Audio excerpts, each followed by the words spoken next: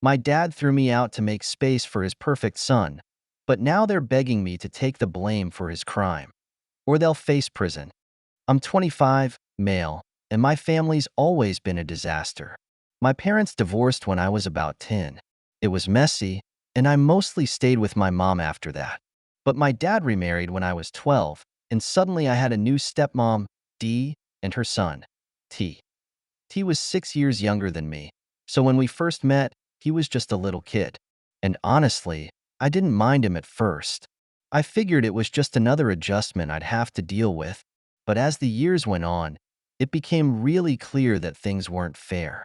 T was always the favorite. He could do no wrong, even when he messed up. And believe me, he messed up a lot. It was always excused. If I did something wrong, it was a huge deal. My dad would yell, ground me, lecture me for hours. But T, he'd get a pat on the head and told to do better next time. It didn't take long for me to realize that no matter what I did, I'd always come second to T. I spent most of my teenage years keeping my head down, just trying to get through it. By the time I was 18, I couldn't wait to move out. I went off to college, worked 2 jobs to support myself, and barely spoke to my dad and his new family. I didn't need the constant reminder that I wasn't good enough for them, and honestly, I thought that was that. I figured I'd keep my distance, and eventually they'd fade out of my life for good. But about a year ago, everything blew up. I had been living on my own for a couple of years, working full-time, and finally starting to feel like I had my life together.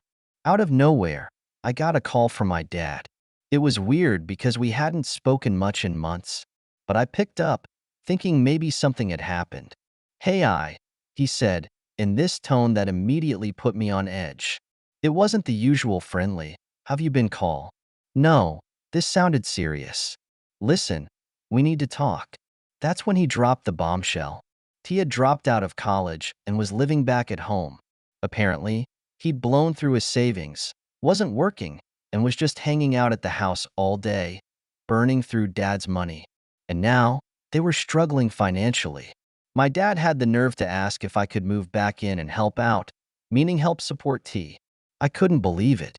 Here I was, busting my ass to make a living, while T was sitting at home doing nothing, and they wanted me to come back and take care of him? It was absurd. I told my dad no, that I wasn't going to upend my life to bail out T, and we ended the conversation on bad terms. I figured that would be the end of it, but I was wrong. A few weeks later, I came home to find a letter taped to my apartment door. It was from my landlord, saying my lease had been terminated.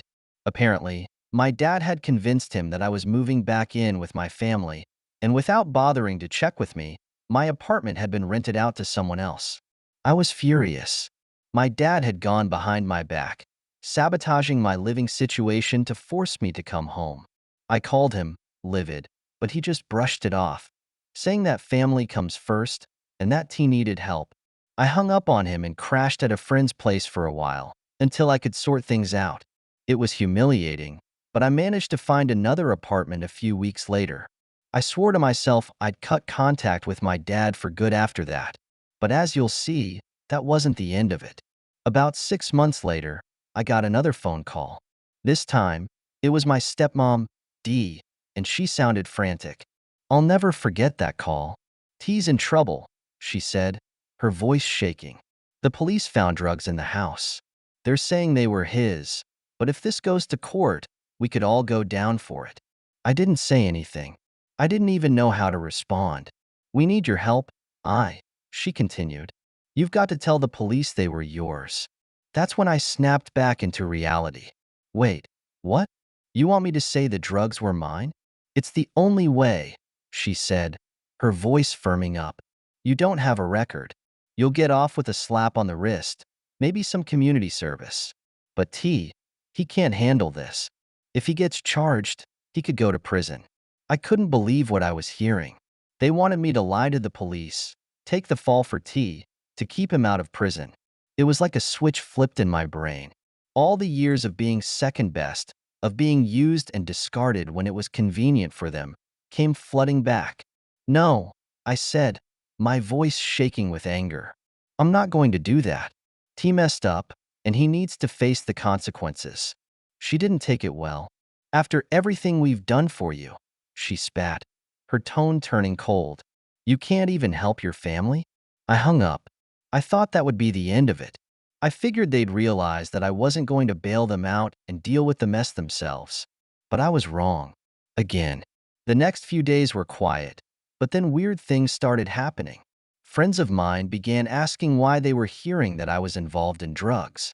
One of my coworkers pulled me aside, saying he'd heard rumors I'd been in trouble with the law. It didn't take long for me to figure out what was going on. My dad and Dee were spreading lies about me. They were telling the family, and apparently anyone else who'd listen, that I was the one responsible for the drugs, that I had gotten T into trouble, that I had been involved in drug dealing and was just trying to cover my tracks. They were trying to ruin my reputation so that I'd have no choice but to take the fall for T. I was furious. The one thing I'd been trying to do was distance myself from their mess, and now they were dragging me down with them. I confronted my dad over the phone, demanding to know why they were spreading lies about me.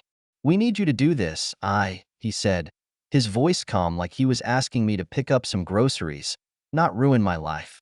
You're stronger than T. You've always been able to handle more. He can't go to prison. He won't survive it. I'm not lying for him, I shot back. He made his choices. He needs to face the consequences. And if you don't stop spreading these lies, I'll make sure everyone knows the truth. There was a pause on the other end.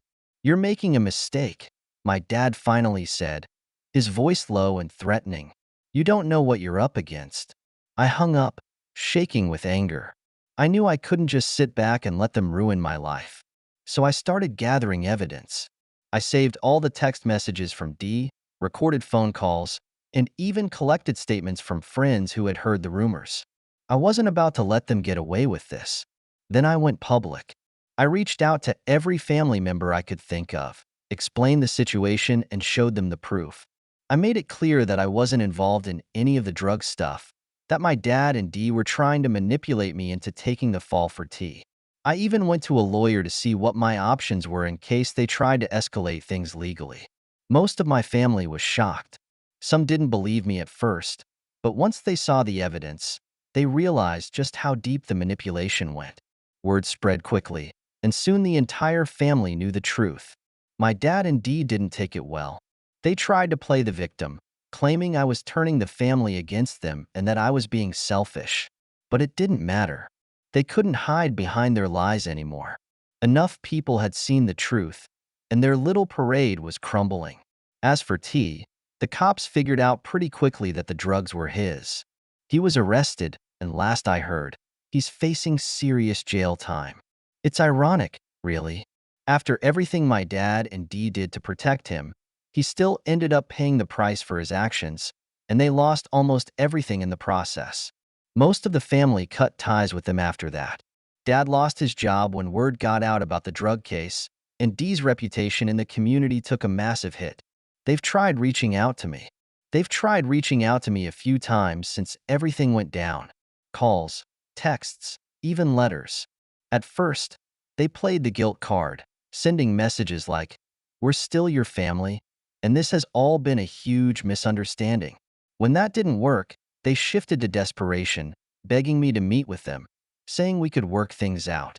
They even went so far as to tell me that T had learned his lesson and that they needed me to help smooth things over with the rest of the family. I ignored all of it. Every single message, every attempt to pull me back into their mess, I shut down. After all they'd done, after the length they went to in order to protect T and destroy me in the process, there was no way I was going back to them. Not this time. It wasn't easy, though. I won't pretend cutting them out didn't hurt. As messed up as things were, they were still my family, and a part of me kept hoping, irrationally, that maybe they'd finally admit they were wrong, that they'd apologize, and make things right. But that apology never came. They couldn't admit their golden child had failed them, and they sure as hell couldn't admit that they treated me like a disposable backup plan my entire life. After the truth came out, I felt a mix of vindication and emptiness. On one hand, I was relieved. I had exposed their lies, cleared my name, and finally stood up for myself after years of being their doormat.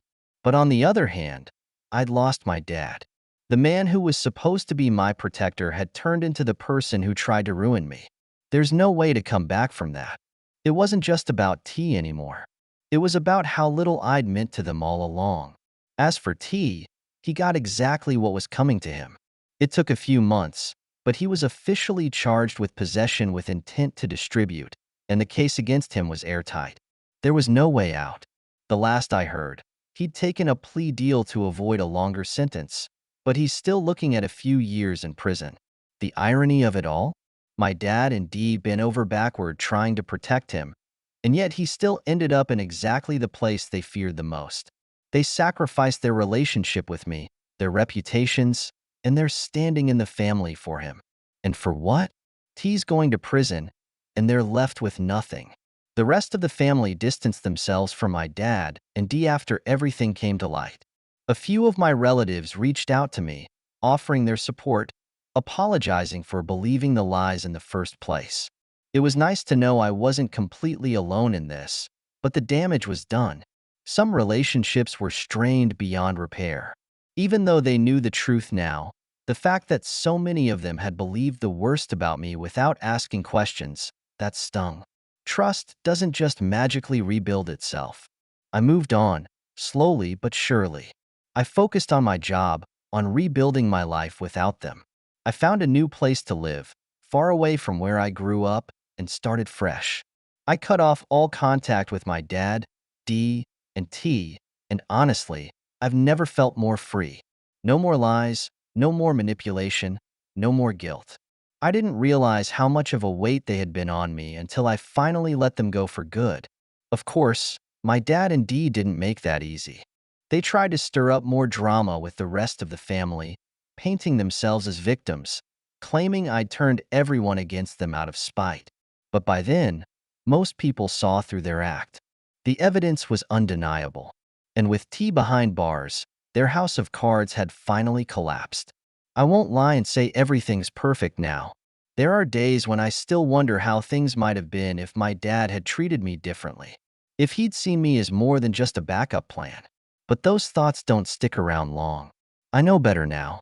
Some people aren't meant to stay in your life, even if they're family, especially if they're family. The hardest part of all this? Realizing I was worth more than they ever gave me credit for. My whole life, I've been bending over backward, trying to prove to my dad that I was good enough, that I deserved the same love and respect that he got. But in the end, it wasn't about me at all. It was about them. Their need to protect their perfect image, their golden child, no matter the cost. And I wasn't willing to pay that price anymore. So now, here I am. I've got my life back, free from their toxicity, and I'm moving forward. I've learned to be my own support system, to rely on the friends and family who truly care about me. It's not easy rebuilding your life after your own family tries to tear it apart, but it's possible, and it's worth it. As for my dad, D and T, I don't think about them much anymore. Last I heard, they were struggling to keep their heads above water. The legal fees for T's case drained whatever savings they had left. And my dad's job prospects aren't looking great after his employer found out about the whole drug scandal. They've been left with the fallout of their own choices, and I've washed my hands of it. If there's one thing I've learned from all of this, it's that you can't control how people treat you, but you can control how you respond. My dad and Dee made their choice when they decided to protect T at all costs, and I made mine when I chose to stand up for myself and walk away. In the end, I realized that family isn't about blood. It's about the people who stand by you, who support you, without asking you to sacrifice yourself for their mistakes. It's about the people who love you for who you are, not what you can do for them. And for the first time in my life, I'm finally surrounding myself with the kind of people who actually care. Thank you so much for listening to my story. If you have any thoughts, I'd love to hear them. So please leave a comment. Don't forget to like and subscribe if you want more stories like this one.